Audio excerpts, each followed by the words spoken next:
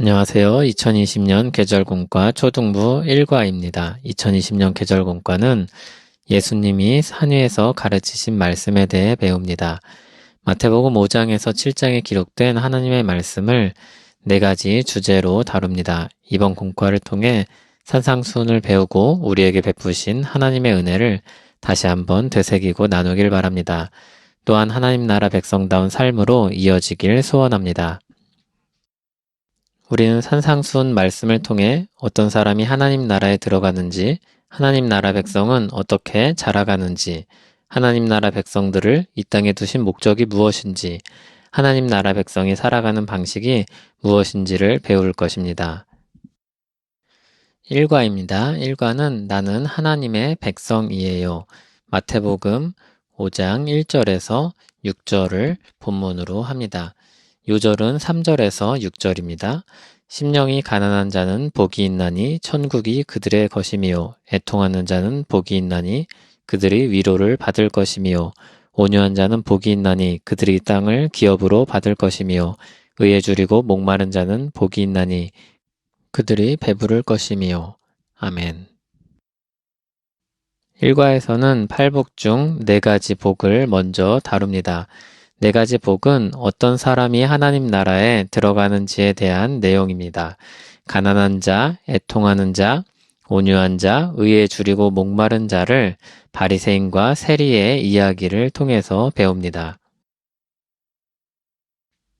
학습 목표입니다. 어떤 사람이 하나님 나라에 들어가는지 배우고 복된 하나님 나라 백성으로 불러주신 은혜에 감사하는 시간을 가집니다. 1과 도입은 산상수훈의 배경입니다. 예수님이 산 위에서 제자들에게 말씀을 가르치십니다. 산상수훈의 내용은 마태복음 5장에서 7장까지 이어지는데 핵심 내용은 하나님 나라입니다. 예수님이 먼저 8가지 복 있는 사람에 대해 말씀하십니다. 이를 흔히 팔복이라고 부릅니다. 예수님이 무리를 보시고 산 위에 올라가 앉으셔서 말씀을 가르치십니다. 사람들은 예수님을 주목하여 보았습니다. 예수님의 가르침에 귀를 기울였습니다. 무슨 말씀을 하시는지, 무슨 가르침을 주시는지 귀 기울여 듣고 있었습니다. 예수님은 그들에게 하나님 나라 복음에 대해서 말씀하십니다. 하나님 나라에 누가 들어가는지, 하나님 나라 백성이 어떻게 자라가는지, 하나님 나라 백성을 이 땅에 두신 목적이 무엇인지에 대해서 가르치십니다. 그리고 하나님 나라 백성이 살아가는 방식이 무엇인지를 가르치셨습니다. 여기서 간단히 용어 정리를 하고 넘어가면 좋겠습니다. 예수님이 산 위에서 가르치신 말씀을 산상수훈이라고 부릅니다. 마태복음 5장에서 7장에 해당합니다. 예수님이 산 위에서 하나님 나라에 대해서 가르치시는데 하나님 나라는 천국의 또 다른 표현입니다. 이제 본격적으로 성경 본문으로 들어가 보겠습니다. 누가 하나님 백성인가요? 누가 하나님 나라에 들어갈 수 있나요? 하나님은 어떤 사람을 하나님 나라 백성으로 받아주실까요? 예수님이 가르치신 하나님 나라 백성에 대한 가르침을 바리새인과 세리의 모습을 통해서 살펴보도록 하겠습니다. 먼저 교사가 누가복음 18장 9절에서 14절을 읽고 바리새인과 세리에 대한 이야기를 해주는 것이 좋겠습니다. 바리새인과 세리 이야기는 예수님께서 자기를 의롭다고 믿고 다른 사람을 멸시하는 사람들을 향해서 비유로 가르치신 말씀입니다. 두 사람이 기도하러 성전에 올라갔는데 하나는 바리새인이고 하나는 세리였습니다. 바리새인이 저쪽에서 따로 기도를 합니다. 하나님, 나는 다른 사람들과 다릅니다. 이 세리와도 같지 않습니다. 나는 이렇게 열심히 신앙생활 합니다. 그런데 저쪽 편에는 세리가 있습니다. 멀리 서서 감히 눈을 들지도 못하고 다만 가슴을 치며 이야기합니다. 하나님, 불쌍히 여기소서. 나는 죄인입니다. 그럼 두 사람 중 심령이 가난한 자는 누구일까요? 바로 세리입니다. 가난한 자는 누군가 반드시 도와주어야만 살 수 있는 사람입니다. 세리는 돈이 많은 부자였지만 하나님 앞에 의롭다고 할 만한 것이 없었습니다. 그래서 영적으로 가난했습니다. 세리 자신도 그것을 알고 있었고 자신의 영적 가난을 채워주시길 바라며 도움을 구했습니다. 그러면 구체적으로 세리에게 필요한 도움이 무엇이었을까요? 세리는 앞서 말했듯이 부자였습니다. 그런데도 부족한 것이 있었습니다. 의로움이 없었습니다. 하나님 앞에 내어놓을 의로움이 없었습니다. 당시 유대인들은 세리를 싫어했습니다. 자기 민족 이스라엘을 배신하고 로마 정부를 위해 일하는 사람이었기 때문입니다. 게다가 그들은 세금을 강탈하여 자기 배를 불리기도 했습니다. 유대인이 보기에 세리만큼 나쁜 죄인도 없었습니다. 세리는 이와 같은 문제를 도저히 스스로 해결할 수 없었습니다. 세리에게 가장 필요한 것은 영적인 가난함을 채워주는 것이었습니다. 세리는 영적으로 가난함을 느끼기도 했고 또한 그로 인해 애통하는 마음을 가지고 있었습니다. 세리가 애통하는 모습은 어떻게 묘사되어 있나요? 누가복음 18장 13절을 찾아보겠습니다. 세리는 멀리 서서 감히 눈을 들어 하늘을 쳐다보지도 못하고 다만 가슴을 치며 이르되 하나님이여 불쌍히 여기소서 나는 죄인으로소이다 하였느니라. 이 말씀은 세리의 애통한 모습을 잘 보여줍니다. 우리가 언제 머리를 들지 못하고 가슴을 치며 부르짖습니까? 부끄러운 모습이 자신에게 있을 때, 또 그걸 상대방도 알고 있을 때 그렇습니다. 세리는 하나님 앞에 자신을 죄인이라고 고백합니다. 세리가 애통해야 하는 이유가 무엇입니까? 세리는 자신이 영적으로 가난한 사람이라는 걸 알았습니다. 그리고 그대로 하나님 앞에 나아갈 수 없다는 사실 역시 알았습니다. 그로 인해 세리는 매우 슬펐습니다. 하나님 나라에 들어가고 싶지만 들어갈 수 없다면 얼마나 슬프겠습니까? 하나님 나라를 사모하는 만큼 슬픔의 크기는 커질 것입니다. 세리는 심령이 가난하여 애통하는 마음을 가지고 있었습니다. 세리는 가슴을 치며 기도했습니다. 하나님이여 불쌍히 여기소서 나는 죄인이로소이다. 교재 맨 밑을 보면 정리하는 문장이 있습니다. 하나님 백성은 자신이 죄인임을 알기에 가난한 마음과 애통하는 마음을 가지고 있어요. 하나님은 이들에게 천국을 허락하셨어요. 하나님 나라에 누가 들어갈 수 있습니까? 가난한 마음, 애통하는 마음을 가진 사람들을 하나님 나라에 들어가게 하십니다. 자신이 죄인임을 알고 고백하는 사람들을 맞아주십니다. 이들에게 천국을 허락해 주십니다. 그래서 이들을 가리켜 복이 있다 말씀하십니다. 이제 옆 페이지로 넘어가서 온유한 자는 복이 있나니 부분을 보겠습니다. 먼저 아래 힌트를 보고 온유한 자에 대해서 간단하게 설명을 하고 넘어가면 좋겠습니다. 온유한 자는 그냥 부드럽고 따뜻한 사람을 이야기하는 게 아니라 주인에게 은혜를 구하는 종의 자세로 자신을 낮추는 사람을 말합니다. 두 사람 중 자기를 낮추는 자는 누구입니까? 바리새인과 세리의 태도를 어떻게 생각하는지 물어보는 겁니다. 누가 자신을 낮추는 자 같은가? 당연히 세리입니다. 두 사람의 차이는 분명합니다. 바리새인은 자기를 높이지만 세리는 자기를 낮춥니다. 바리새인은 하나님 앞에 자신이 가진 행실과 업적을 내세웁니다. 하지만 세리는 아무것도 가져갈 것이 없음을 알고 낮은 자세로 나아갑니다.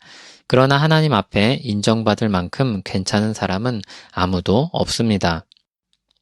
우리는 왜 하나님 앞에 자신을 낮춰야 하나요? 하나님은 거룩하신 하나님입니다. 그래서 의로움이 없이 하나님 앞에 나아갈 수 없습니다. 이사야 선지자는 하나님을 배웠을 때 자신이 죽게 되었다고 생각했습니다. 왜냐하면 그는 자신의 부정함을 알고 있었고 하나님의 거룩하심 또한 알았기 때문입니다. 하나님 앞에 우리는 높여 말할 수 있는 사람이 아무도 없습니다. 그저 우리를 받아주시길 바라며 자신을 낮추고 기도할 뿐입니다. 네 번째 복 있는 사람은 의에 줄이고 목마른 사람입니다.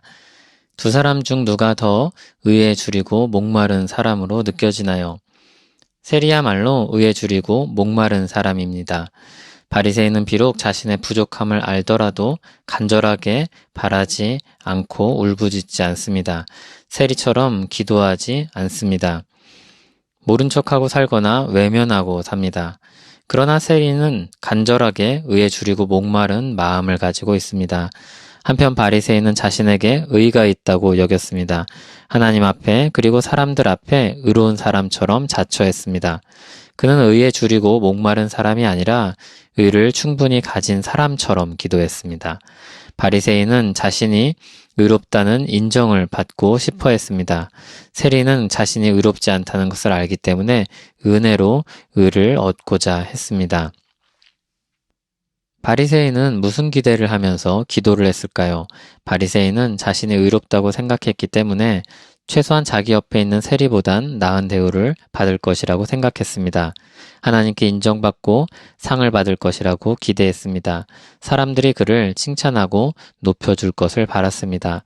하지만 그는 아무것도 얻을 수 없었습니다. 밑에 정리하는 문장을 보겠습니다. 하나님 백성은 의를 간절히 바라고 겸손히 온유하게 행동합니다. 하나님은 이런 그들을 의롭다고 인정해 주십니다. 하나님 백성은 자신을 하나님 앞에 낮춥니다.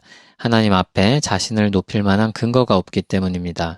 그래서 하나님 백성은 겸손합니다. 또 의를 간절히 바랍니다. 하나님의 거룩하심을 사모합니다. 그러나 하나님의 기준에 이를 수 있는 지혜와 능력이 자신에게 없음을 압니다. 하나님이 채워주시길 바라며 기도할 뿐입니다. 그런 사람들을 하나님은 채워주십니다. 온유한 자를 받아주시고 의에 줄인 자를 의롭다고 인정해 주십니다. 이와 같은 자들이 하나님 나라에 들어가는 사람입니다. 하나님이 받아주는 사람입니다. 하나님 나라 백성입니다.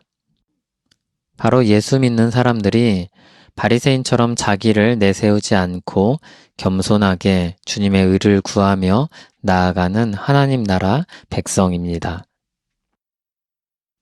마지막으로 오늘 배운 말씀을 가지고 자신에게 적용해 보는 시간을 가집니다. 주제어에 맞게 기도문을 채우고 기도하도록 합니다. 가난한 마음, 애통하는 마음, 온유한 마음, 의에 줄인 마음을 간단하게 이야기하고 이게 바리새인과 세리의 이야기가 아니라 동화나 남의 일이 아니라 나의 이야기로 받아들일 수 있도록 질문하는 것입니다. 사실 이 네 가지 마음은 모두 연결되어서 어느 한 가지만 갖고 있다든지 없다든지 하기가 어렵습니다.